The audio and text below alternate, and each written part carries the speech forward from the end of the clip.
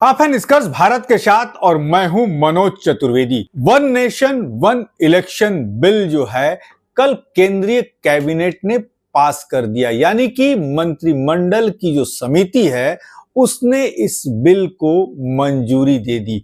और जहां तक कयास लगाए जा रहे हैं कि इसी सेशन में, जो सेशन अभी पार्लियामेंट का चल रहा है, इसी सेशन में इस बिल को पेश किया जाएगा। और जहां तक उम्मीद भी जताई जा रही है कि ये बिल जो है जेपीसी के पास जाएगा। जेपीसी यानी कि ज्वाइंट पार्लियामेंट्री जो कमेटी है उसके पास ये बिल जाएगा।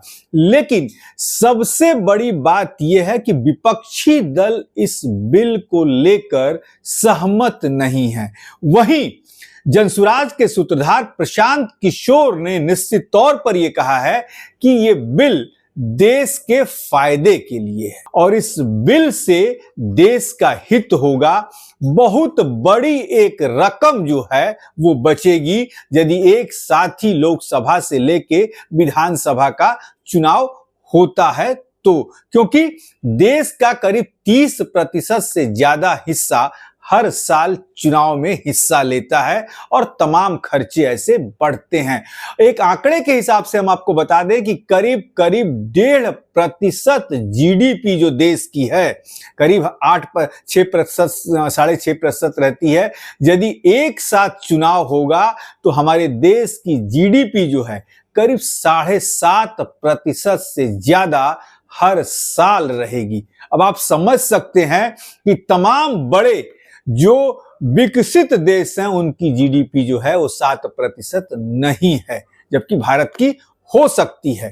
प्रशांत किशोर ने कहा कि लेकिन वन नेशन वन इलेक्शन सरकार की नीयत पर निर्भर करता है कि सरकार इसे किस तरीके से लागू करना चाहती है। विपक्षी दलों ने भी पूछा है कि क्या कोई सरकार अल्पमत में आती है और गिर जाएगी तो वहां राष्ट्रपति शासन लागू होगा, राज्यपाल उसके मुखिया होंगे और राज्यपाल नुमाइंदे होते हैं केंद्र सरकार के। तमाम ये असहमतियां हैं।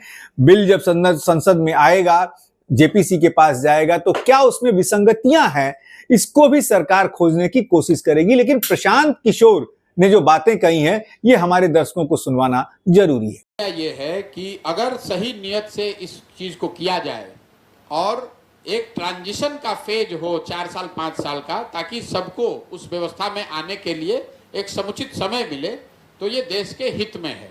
ऐसा इसलिए कि सबसे पहले तो ये देश में पहले लागू था 17-18 साल तक। दूसरा, भारत जैसे बड़े देश में, मैं खुद इलेक्शन से जुड़ा रहा हूँ, हर साल 25% भारत का हिस्सा करीब करीब वोट करता है। तो पूरे टाइम सरकार चलाने वाले लोग जो हैं वो इसी चक्र में फंसे रहते हैं, आज यहाँ इलेक्शन आज वहाँ इलेक्शन। अगर इसको एक बार या 2 बार में किया जाए तो ज़्यादा बेहतर होगा, उससे खर्च भी बचेगा और जवाबदेही भी बचेगी। जनता को भी एक बार ही निर्णय लेना होगा।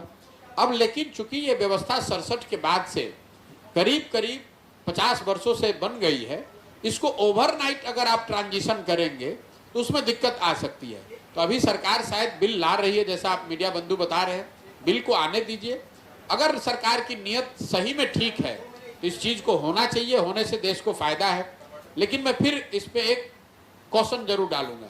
मान लीजिए कि आप अपराध आतंकवाद निरोधक कोई कानून लाते हैं, तो कानून लाना तो अच्छी बात है, आप आतंकवाद रुकना चाहिए, उसके खिलाफ कार्रवाई होनी चाहिए। लेकिन उस कानून का उपयोग अगर आप किसी वर्ग विशेष या समाज विशेष को प्रताड़ित करने के लिए करते हैं तो उसका तो इसलिए वो जस्टिफाइड नहीं है। तो किस नीयत से सरकार ला रही है और कितने साफगोई से, ईमानदारी से इसको लागू कर रहे हैं, इस पर निर्भर करता है। लेकिन मूलतः इलेक्शन हर रोज ना हो, हर साल ना होकर अगर एक बार में या 2 बार में होंगे तो उससे देश का, समाज का आर्थिक, सामाजिक, राजनीतिक फायदा है। तो सुना आपने, प्रशांत किशोर ने बिल के समर्थन में अपनी आवाज दी है और कहा है कि बिल देश के लिए फायदेमंद होगा, लेकिन नियति सरकार की सही होनी चाहिए। अब देखना यह है कि मोदी गवर्नमेंट की नीति कितनी अच्छी है। क्या इस बिल के मार्फत से पूरे देश में वो भाजपा का झंडा गाड़ना चाहते हैं या जैसा जनता चाहती है वैसा ही ये होगा। ऐसी तमाम खबरों के लिए आप बने रहिए हमारे साथ।